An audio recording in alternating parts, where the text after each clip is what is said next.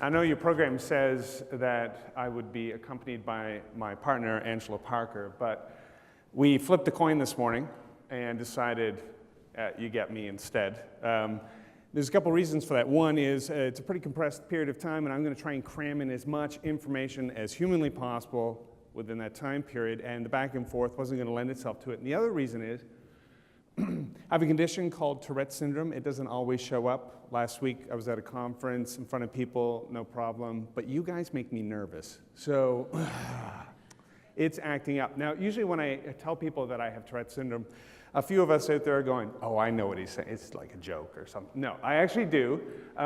So I might swear a little bit, and I'll make weird gestures. That usually gets more of a laugh, but this is a pretty highbrow crowd, so. Angela and I are very pleased to be with you this morning and to be a part of this conference. This is our first time here, first time in the U.S. Chamber of Commerce building. And we're very pleased to be a part of this conversation. This is an important conversation, and the aspect that we want to talk about, or I have to drop the we because it's just me now. I practiced it a whole different way. I want to talk about is pro bono. Now, I'm at a bit of a disadvantage. Last night we went to a wonderful dinner hosted by CDC Development Solutions and met some really great people. And that was fine. The conversations were good. The problem was I figured out very quickly they're all smarter than me. And that's not always the case. And when it's not, I feel far more confident. But so if you can keep your harumphs, and oh, I knew that already, to the minimum, that would help me out a lot. I get through the 20 minutes. In the meantime, I'm going to be sending out a number of tweets, or Angela and I are going to work together on that, giving you more information, because we're going to go through a bunch of things pretty quickly. But let's jump in. When we think about going pro bono, the question we want to ask is, what does it take to make it happen? Early on, when we were starting our process of trying to understand corporate volunteering and what was happening globally around the world, and we work with a number of clients on this type of thing. And in fact, right now, we've got some projects to try and figure out what's happening within their companies globally around the world. We made some phone calls. We just got on the phone and started calling some people, and we called a woman named Pam Simmons. She was in Dubai at the time. And she was from Winnipeg, Manitoba originally, so you can completely understand why she moved to Dubai. Winnipeg is a terrible place. It's basically, they built it on the tundra, and you know, it's mosquitoes and cold, and you just switch one out for the other. It's terrible. So she moved to Dubai, which I thought was a great idea. And she did the same kind of thing in Dubai that she was doing in Winnipeg, which was getting people volunteering. She had had great success in Canada, and she was going to bring that success to Dubai. And I asked her, how's it going? She said, well, I'm having mixed results. First of all, a lot of people here are not from here, so they kind of get volunteering. In fact, one of the most popular events that I run is the Terry Fox Run. How many people here have heard of the Terry Fox Run? Good. Okay, 2 people. That's about right. A gentleman by the name of Terry Fox, back in the, I don't know, 70s, had one leg, and he ran across Canada raising money. And this now is an annual event across Canada, and it, I guess, has been exported to Dubai. And she was getting a lot of people involved in it, but this one particular year, she decided she was going to get some folks from some Emirati involved. So she did all the things that she needed to do. She communicated the program. She invited people to the volunteering event. She explained what volunteering was. She did everything. Everything that she knew to do that had made her successful before, she replicated on the ground in Dubai. And on the day of the event, she opened the door, and 2 people showed up. Out of the thousands she talked to, 2 people showed up to volunteer. One person, the gentleman, showed up and said, I'm here for 30 minutes, and I will be gone after that. I have a meeting. She said, well, okay. Good. Well, we'll see what we can get you doing here for 30 minutes. And so he went into the back and started his work. The next lady showed up, and she said, okay, who do I make the check out to? And Pam said, what's that? She said, well, I'd like to make the check out. Who do I make it out to? And she said, well, I really appreciate that you want to make that donation, but we can do that after you're done volunteering. Right, so who do I make the check out to? Well, let's do that after you're done volunteering. Okay, but I want to volunteer. Great. So who do I make the check out to? Okay, so this went on for a few minutes. Finally, Pam deduced, she said, somehow volunteering in her mind meant showing up at a particular place at a particular time to write a check. That was volunteering. And when she understood, Pam explained, no, this is volunteering, she thought, that is the silliest thing ever. Why would I spend my time to do what I could pay 10 people to do. I'm willing to do it. I don't understand what the problem is. We went to Hungary in 2011 as part of the EU emphasis on volunteering, and we spoke in Budapest. Love Budapest, beautiful city. And on the way there, we did a little bit of research, and we did more when we got there. And we quickly figured out that the word volunteering is a bad word in Hungary, in most post-Soviet countries, because one day Stalin was coming out the front door during World War II and saw a huge diesel train off the tracks. And there were two gentlemen working industriously to get the train back on the tracks. Of their own volition, nobody was standing there holding a gun to them, they were volunteering. Stalin thought this was a great idea and went, "Ah, yes, we shall all volunteer on Saturday." And from that day forward, he instituted Saturday volunteering, which basically meant going to work for free and doing stuff you didn't want to do. So when you talk about volunteering in Hungary, people go, "Yeah, I don't think so. We did that already, so we're not going back to volunteering." Americans might think that's fun, but we don't. So what does it take to create the opportunities, to create the conditions which it takes to create a pro bono program? And I understand that workplace, skill-based volunteering and pro bono are not exactly the same thing, right? But for the purposes of this discussion, you could actually interchange those two topics. The first thing we want to do is we tend to think of strategy, don't we? We dive right into strategy, and that's not a bad thing. That's what intelligent people do. We think, what are the resources that we have to work with? What are the key activities we want to invest in? What are the outputs that we're looking for? How are we going to get that? How are we going to make that happen? Who are the partners that we need? That all needs to happen. But I want us to think a little bit, step back and think about what happens before that. And in order to do that, I want to look at a sandbox. And the sandbox in the work that we do, it's a little metaphor. And it basically is about the free space that you can create once you understand what the rules are. You understand what the barriers are, what the boundaries are, what works, what doesn't work. You create your sandbox by understanding those sides, and then in the middle, you can do whatever you want. You can be very creative if you understand what the sides are. So in this discussion about pro bono, what does it take to create a pro bono or program or get our employees involved in pro bono globally? There are four things that I want us to think about. Social norms, math, science, and love. Okay, the love, that's just there so we all pay attention because we all want to know. What does love have to do with pro bono? I need to explain math a little bit. There's an equation when it comes to employee volunteering. It is an equation that you have to pay attention to. You can't get around. You just have to work with this equation. And it's basically this. Workforce times 0.078 equals your dollar for doer rate.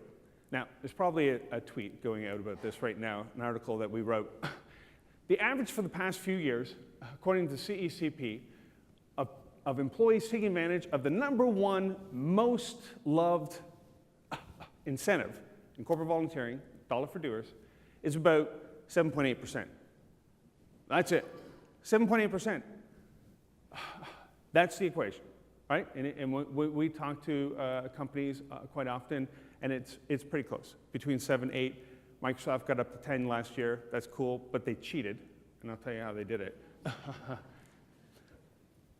Here's the way you can get at that equation. Here's the way that you can get at that result with another equation, because 7.8% is a nice observation to make, but I want to know why.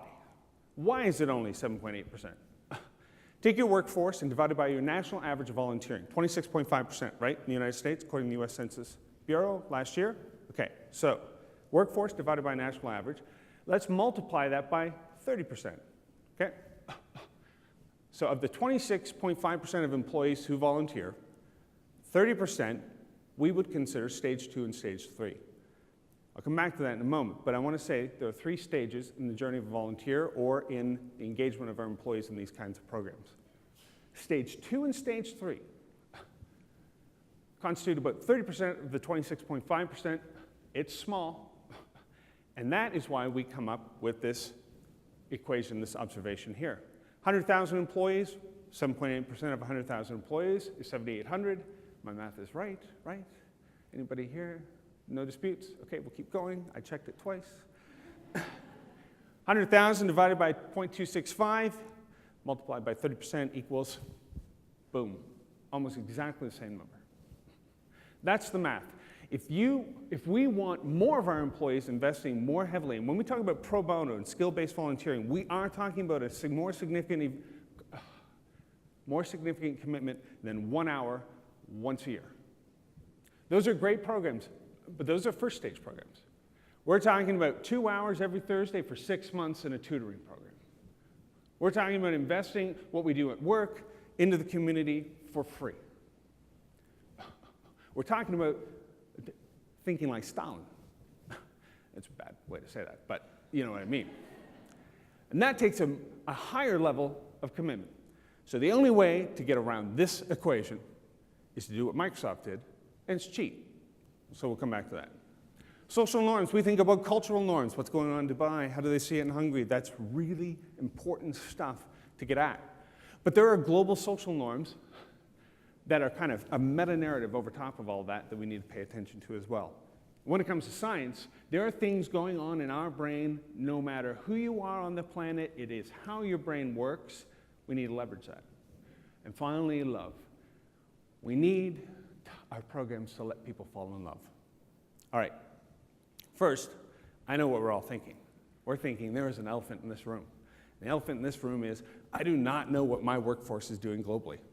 I do not know how they give. I do not know where they volunteer. I do not know how to get giving to happen globally. I do not know how to find partners on the ground. And mostly, I could figure this stuff out, but it's just me in this department, right?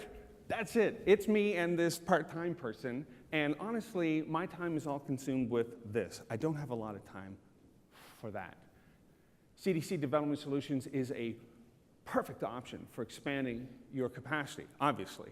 They're experts that can do what you would take, what you and I would take years to figure out in weeks, I hear. They can turn around in weeks, they're very fast. And they know what they're doing, and they can save us from getting in trouble. But most of us, we have this huge issue of just not knowing what's going on. So we need to address that. And I have 3 ideas for how we can address that. But I want to go back to our sandbox first. And our sandbox is important because I think that's where the conversation needs to start. If we're all on the same page, if we understand this is a sand we can play in, then we can figure out that other stuff. We can contextualize these opportunities, and we can move people forward into higher levels of engagement. Let's go back to math. I mentioned 3 stages of engagement, right? First stage I would describe like this. Show up in DC, and I've never been here before. Well, actually, I have, but let's say I haven't. So I show up in DC, and I've never been here before. What am I going to do? I'm going to stay probably at a tourist hotel, get on a tourist bus, go see the tourist sites, White House for sure, the big obelisk in the middle, going to see that too. I'm a Canadian, so I'm allowed to say I don't know some of these things, but Lincoln Memorial, I want to go see that. So I go do all that. That's what tourists do, right? When you show up for the first time, you're a tourist. You look like a tourist, you act like a tourist, and you are a tourist. There's nothing wrong with that. Depending on who you are and where you are, you stand out more or less. Canadians probably don't stand out much in DC. Americans definitely stand out abroad, all right? So that joke kills, again, in Canada. They're all like, yeah, those Americans. Okay, so tourists. And it works the same way when we invite people to get involved in community investment, whether it's workplace giving, volunteering, pro bono, skill-based volunteering. When we say, here's an opportunity, don't you want to do it? They look at you like, I don't know, I've never done it before. I know 26.5 of the 100 people who are standing here. I don't know who the half person is, but I know that group, they've done it before, they may be interested. But I'm busy. I have other considerations. I have commitments already, and while I'd love to help you out, my schedule won't let me.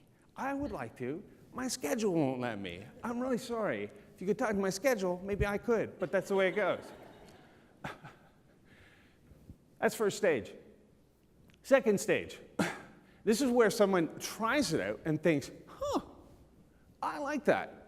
I like what I experienced. I didn't know this was going to be so much fun. Number one reason why people don't volunteer in the workplace environment is because they say, my schedule, I'm too busy. If you survey that same group after the event on the way out, say, why didn't you volunteer before? They would say, no one asked me. I would have. Totally, this is great, right? But I didn't even know what's going on. Of course, the person in charge of this program is hitting their head against the wall like, what do I have to do? Do I have to write it in the sky to let you know that we have one of these programs? Okay. Second stage people are people who keep showing up. They're looking to invest more.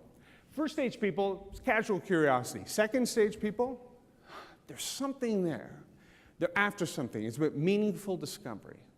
They don't know what it is, but they're looking for it. This is a great group to get involved. They feel they're a little bit more savvy than the tourist because they've been around the block, so they're more emotionally invested. This group constitutes 20 to 25% of your workforce, right? 20 to 25%. That's a generous number. It's probably lower than that. Our travelers. They've had an experience somewhere. We can leverage that. This is a group that's open to pro bono and skill-based volunteering. Tourists, I promise you, will look at you like you have two heads. They did the 2 hours, got the t-shirt, what more do you want, right? Travelers are ready to go a little further. Finally, third stage people, these guys are gold, and there's only 5 of them for every 100 in your company. Third stage people are guides. They've been there, they've done that, they've been the tourist, they've been the traveler, they've worked out all that stuff, and now they're on this side, and they are includers. They think volunteering, workplace, giving, all this kind of thing, community investment is the best thing in the world.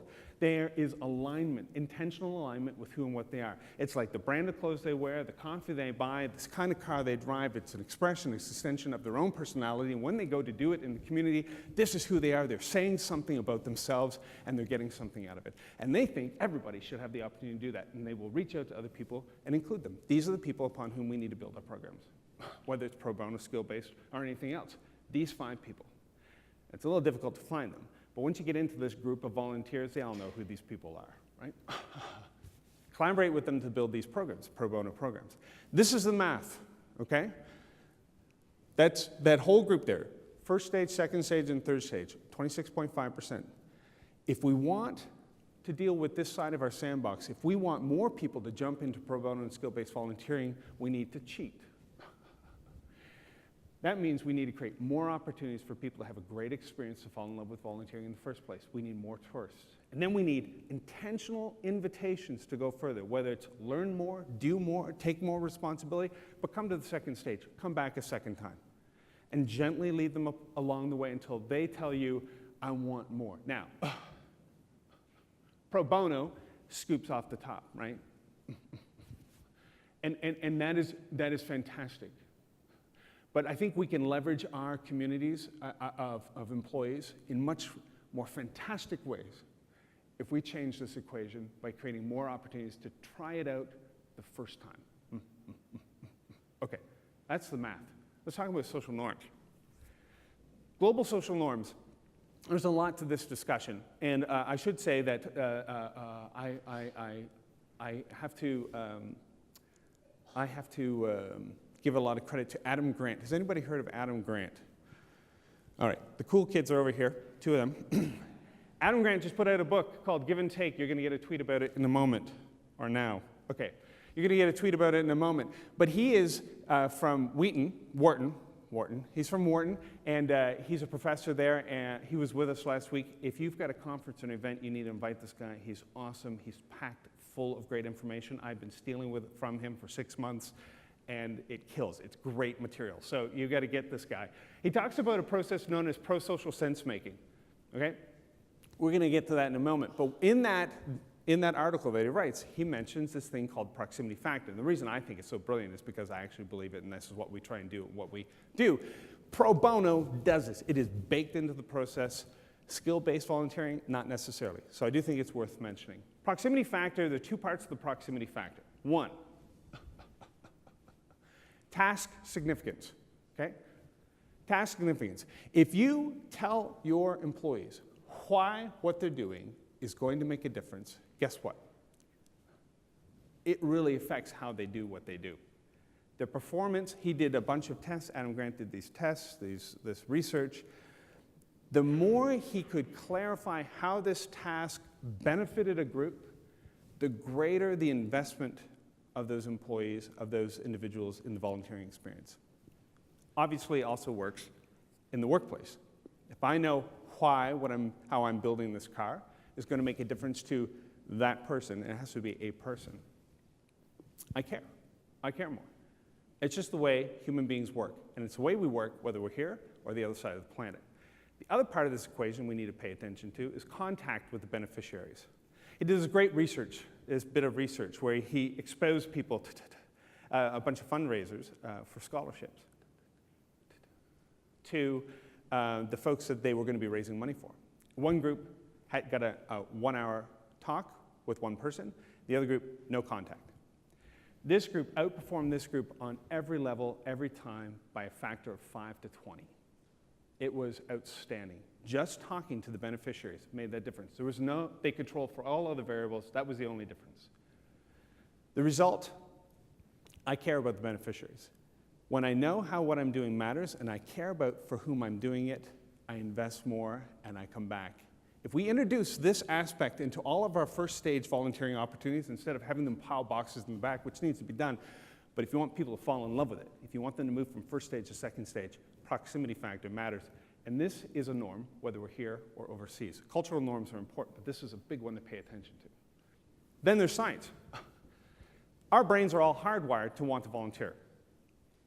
Okay, so here's why that works. And this is, again, from a study that's coming around from really very intelligent group of people. I can't remember the source right at the moment. But I'll give you the simplified version. I'll give you the crisp version. Okay, so I come out of my cave, right? And my kids are playing with their toy rocks, right? And one of my kids has fallen over one of his toy rocks. I've told him several times, put your toy rocks away. When you're done playing with them, you're going to hurt yourself. Broke his arm, right? My brain, way back when, thinks, huh, that's interesting. And I go on my way to get my dinosaur burger, right? I just leave the kid there. Kid dies. It's a bad story. Kid dies. None of my kids live, because they all eventually break their arms. I'm off eating burgers. I don't care. Guess what happens to my DNA pool? It's gone, right? Over here, Bob's, you know, I need a real person. What's your name? Daniel. Daniel comes out of his cave. Daniel's got a great group of kids. He tells them to put their toy rocks away. They don't. Broke his arm. He looks down at his brain, for whatever reason, fires off something along the lines of empathy. And Daniel feels bad. He sees that. He feels bad, wants to fix it, fixes it. Gets a couple twigs, some vines, wraps them up. It's good to go. His kids live on. We are all Daniel's descendants today, right? All of our brains have what Daniel's brain has. My brain's gone. So every brain on the planet, if you're alive today, is alive because of this empathetic trigger. But more than that, our brains have evolved and become much more complicated. So now, when I do something good, my brain releases a little concoction of chemicals similar to sex, right? So if you want to sell your program, you can just say it's sexy, and you would not be lying, right? Volunteering is sexy. That could be the new, for next year's conference, that's what we could do. Volunteering is sexy, right? So here, the human social brain, as well as other mammalian brains, so the different levels within our head, is built upon ancient emotional and motivational systems that generate affective states that are indicators of potential fitness trajectories. Meaning, if you cared about your kids and they stayed alive, we're you. We're all Daniel, right?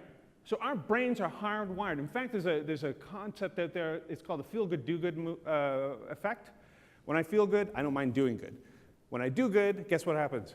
I feel good. People who volunteer, people who are active in communities, feel better. They are more generous. They are more gracious. Sue talked about humility.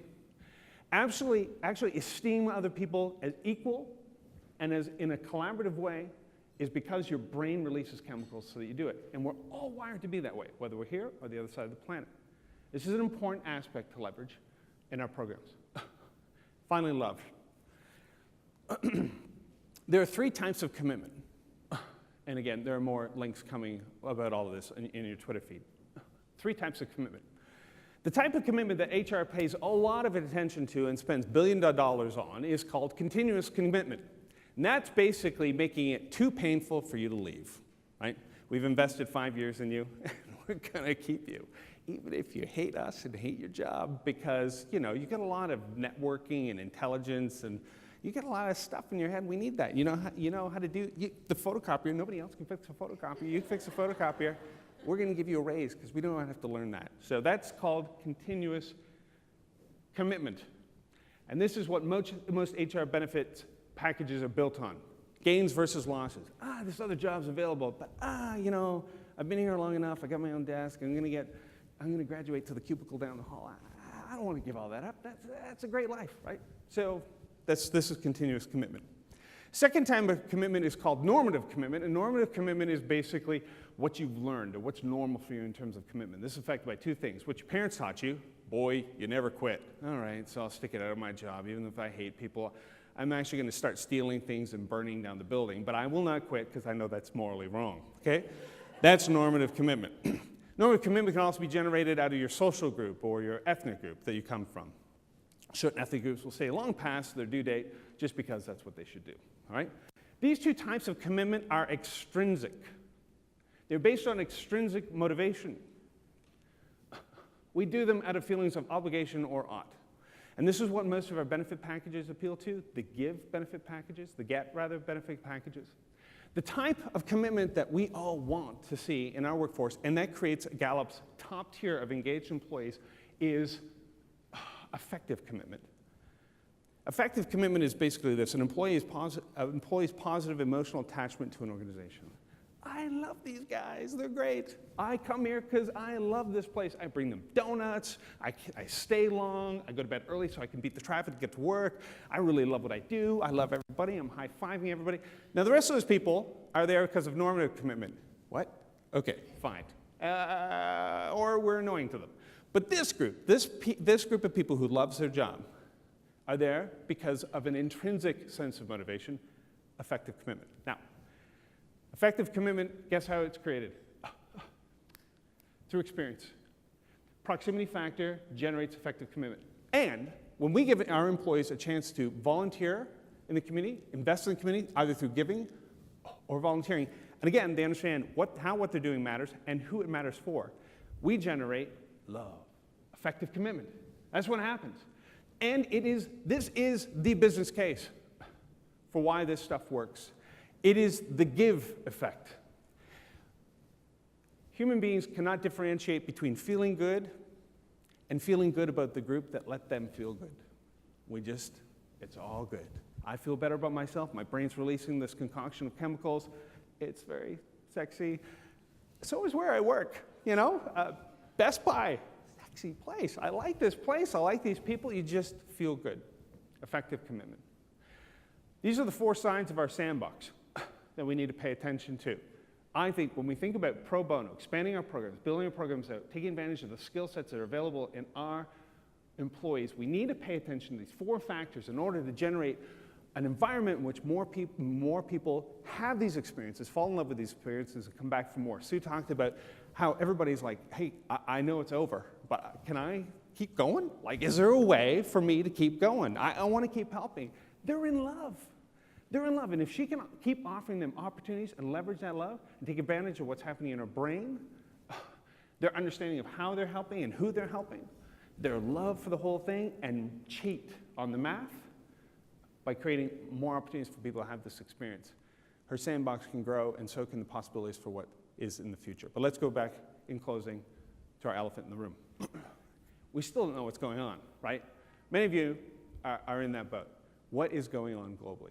So here are three things, 3 options for getting at that information besides going it after yourself, which you have to do. First one is we're doing a little research project, a year-long research project, where we're trying to figure out what are those cultural norms. What are the rules in France or Georgia or Bolivia or, in terms of getting people involved in the community? What's happening? What can happen in those senses? Okay. The other thing that's happening, and it's just sort of launched last week, is that the UN is going to be hosting a summit to advance corporate volunteering, which includes skill-based, pro bono, local, national, every version of corporate volunteering. What needs to happen to make sure that we can advance the cause of corporations investing in the community? I loved how Sue said it. We work to create new possibilities for the communities in which our employees work and live, right? Is that it? It was tweeted 15 times, and it should be. It's a great line. I plan to steal it. Sorry, Sue. It's mine. So, I don't think that's going to work, but I thought I'd try it out anyways.